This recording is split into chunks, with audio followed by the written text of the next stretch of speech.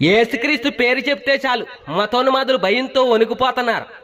యేసుక్రీస్తు గురించి, ఆయన గురించి రాయబడేటువంటి బైబిల్ గురించి, బైబిల్లో రాయబడేటువంటి సువార్త చెప్తుంటే మతోన్మాదులు భయంతో వణికిపోతా బట్టల్లోనే ఒకటి రెండు కాచేసుకుంటున్నారు.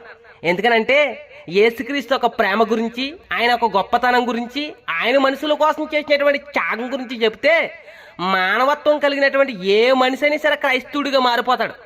మానవత్వం లేని మతోన్మాదుల గురించి నేను చెప్పట్లేదు, కానీ మానవత్వం కలిగినటువంటి ఏ మనిషి అయినా సరే క్రైస్తవుడిగా మారిపోతారు. అందుకే వీళ్ళందరూ క్రైస్తవులుగా మారిపోతారేమో అని భయంతో వణుకుపోతున్నారు యేసుక్రీస్తు పేరు చెప్తే చాలు. అయినా యేసుక్రీస్తు గురించి సువార్త ప్రకటిస్తే మారిపోయేంత బలహీనమైన మీ దేవుళ్ళు. యేసుక్రీస్తులాగా స్ట్రాంగ్ గా ఉండేటువంటి ఒక్క దేవుడు కూడా లేడా మీ గ్రంథాల్లో?